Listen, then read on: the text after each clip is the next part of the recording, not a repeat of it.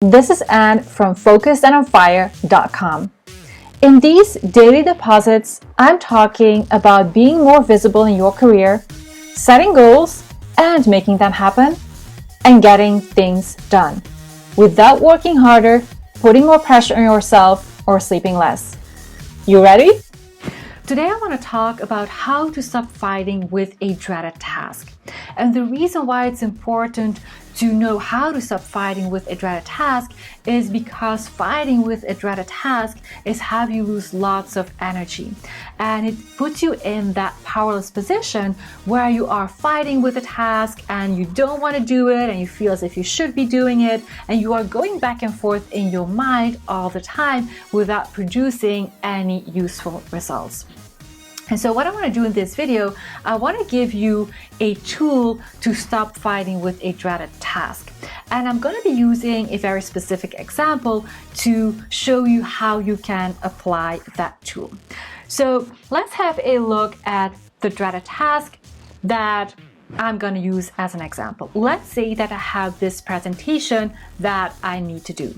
And as I said in the previous video, there are no dreaded presentations in and of itself. There is a presentation, and the presentation is neutral, and then I bring the dread with all the thoughts I'm thinking about that presentation.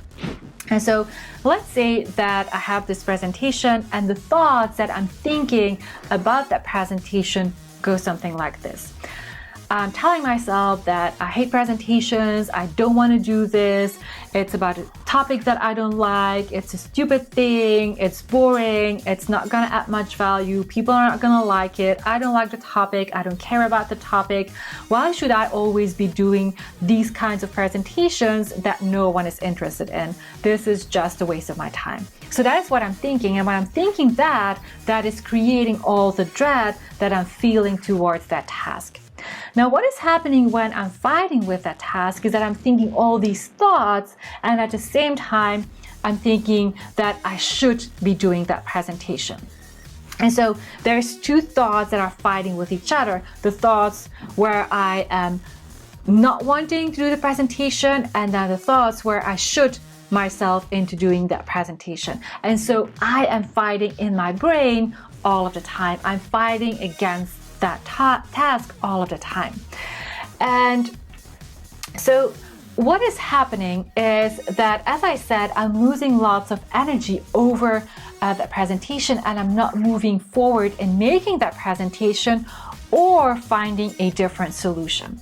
And so what happens when you take ownership is that instead of putting yourself in that powerless position where you are fighting and it's like this, yeah, no, I want, I don't want, I want, I don't want, I want, I don't want, I should, I know, I don't want, you should, I don't want, like it's that going on all of the time. And so it just this going back and forth without really coming to a conclusion, and it leaves you feeling powerless, and it has you not move forward.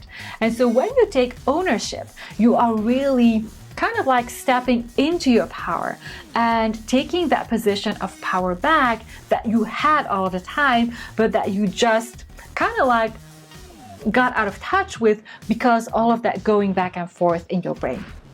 And so the first step in taking ownership is taking the exact same phrase that you have in your brain and then replacing one word in there. It's taking the should and replacing that with a could choose to or could choose not to. Because whenever we have a task, we always have the choice to do it or to not do it. That choice is always ours. We always have that position of power. It is our choice to make. And every choice comes with its own consequences, and we might like the consequences of one choice more than the consequences of the other choice. But the truth is, we still can make the choice. And it's really important to see that, because it might seem like a semantic thing where I switch out to should for a choice, but in truth, the energy behind it is completely different. When you tell yourself you should do that presentation, you feel powerless. And it feels as if it is imposed and that you have no choice but to do it. But the truth is that you do have the choice, and that is where your power is, realizing that you have that choice and that you could choose to do that presentation or you could choose not to do that presentation. And either one comes with its own consequences, and you might like or not like the consequences that either choice is bringing.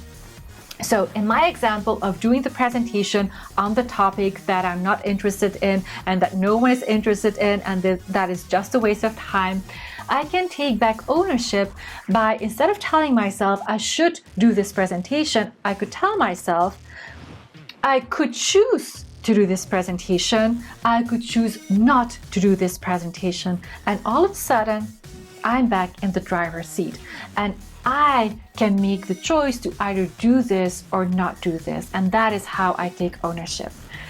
So in the first step, you are just replacing the should with the I could choose to and I could choose not to, and you're holding both in your hands. This is the hand where you have the I could choose to do the presentation. This is the hand where you have the I could choose not to do this presentation. And then in the second step, you evaluate the doing of the presentation against your goals, your midterm goals, your long-term goals, your vision, the vision that you have for yourself, the kind of lifestyle that you want to create, the kind of person that you want to be, how you want to show up in the world, what you want to create in the world, what is important to you, your values, what is not important to you. Like all these things, you take that and you evaluate doing the presentation against your goals, not the goals of other people, not the goals other people have set for you, not the things other people expect from you, not the vision that other people have for you, but your own vision, your own values, and your own goals. And so you take then the task that you have in your hands and you evaluate that against the goals, the vision, and the values. And so in my case, I have this presentation on a topic I'm not interested in, and genuinely not interested in a field that I'm genuinely not interested in. And so I'm having both in my hands. I'm having the I could choose to do this presentation and the I could choose not to do this presentation.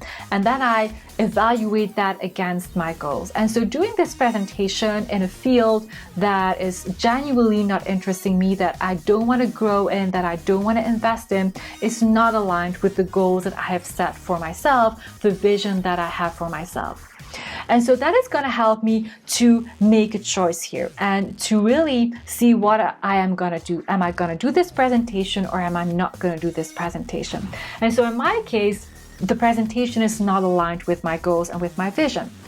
And so what I could do then is I could choose to not do this presentation and then have the consequences that I won't be doing that presentation, and that people might be mad at me for not doing that presentation, and that someone else needs to take over the presentation, and that person might be mad at me as well. So there might be consequences that I'm having from making that choice, and that I might or might not be willing to accept. But it's really important to notice that you could choose not to do this presentation and not do it at all, and not do it, and then be okay with the consequences that that choice brings.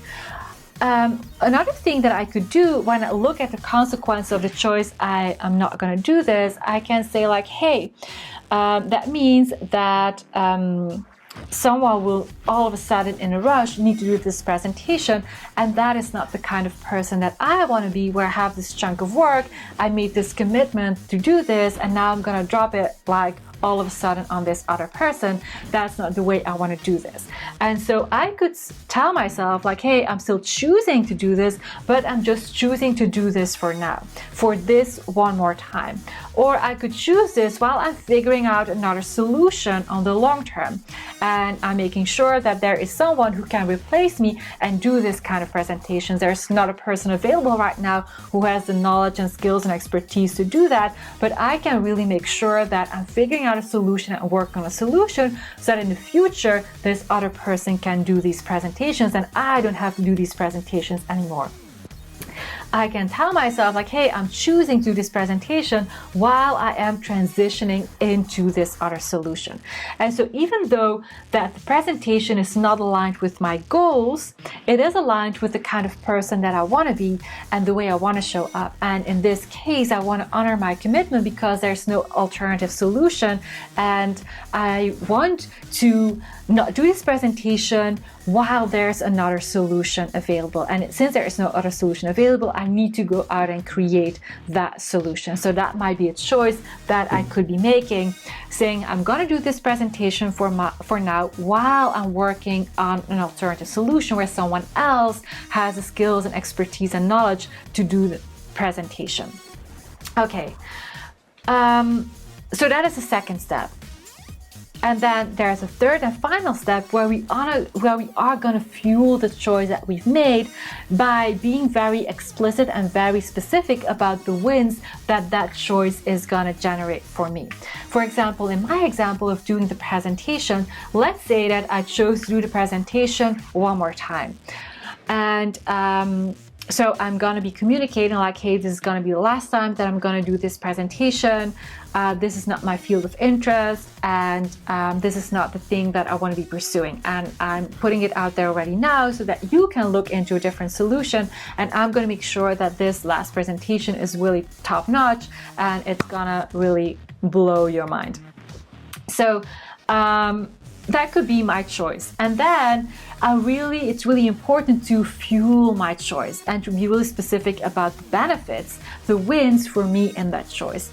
And the win could be that this is an embodiment of the way I want to do things. I don't want to pull out of a presentation last minute and drop it into someone else's lap and have them figure out a solution.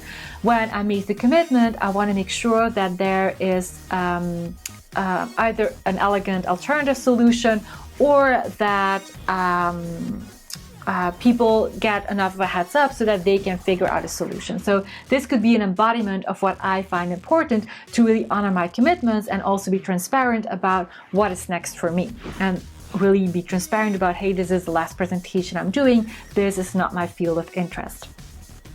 It can also be like, hey, doing a presentation on a topic that is not interesting to me, but doing a presentation is really a skill that I want to get better at. And I am going to be able to build up a storyline. I am going to be able to tell compelling stories to engage my audience. I'm going to get really good practice at answering questions from the audience. So there's lots of things, lots of presentation skills that I am gonna be growing in by doing this presentation, even though it's on a topic that I'm not interested in. And so that could be a big benefit for me, because I would love to do lots of presentations in the future on topics that are of interest to me, that I love talking about, and the skills that I'm learning here on a topic that I'm not interested in are going to be so valuable for the next step when I'm doing presentations on topics that are of interest to me. Another win could be, for example, that I get to meet people and I get to connect with new people, and that is something that I love doing. So that could also be a benefit, to have amazing conversations with people that I will meet after the presentation or during the presentation, and to really engage with people that I don't know that well before. So there could be lots of things in there that are really things that I genuinely appreciate and that are genuinely going to be a win for me in making the choice that I've made. All right, so these are the 3 steps in taking ownership instead of fighting with a task. So what I want you to take away from this video is that fighting with a task is never gonna generate a win-win situation. It will be a lose-lose situation. Everybody will be losing out. And so it's important to stop fighting with the task and instead take ownership of the task. And the first step in taking ownership of the task is realizing that you have a choice and that you can make a choice. And then take both options in both hands and evaluate them against the things that matter most to you. And then based on that evaluation, you can make your choice. And you can make a choice that is just for now while you are transitioning into something else, or you can make the choice to do it, or you can make the choice to not do it and let that be it. And then the third step is to really fuel the choice that you made by listing and being very explicit and very specific about all the wins and benefits you are gonna get from having made the choice that you just made. All right, I hope this was helpful. See you in the next video. This was today's daily deposit. And now it's your turn. Imagine jumping out of bed in the morning, excited to get to work. Instead of feeling unfulfilled, trapped, and snowed under by endless to-dos, hard work, and other people's expectations. You want to lead and make a difference. It's time for you to let all that potential out, one tiny daily deposit at a time. Are you ready? Well, I got something for you. Are you finding yourself procrastinating despite your drive and commitment to do great work? Well, let me tell you, you don't need more willpower, discipline, or a better planner to get things done. Because those are not the reason why you find yourself procrastinating in the first place. Learn why you are procrastinating at focusandonfire.com/daily deposit. And learn how to stop procrastinating and get really great at doing exactly what you said you were gonna do. And that's how you become unstoppable.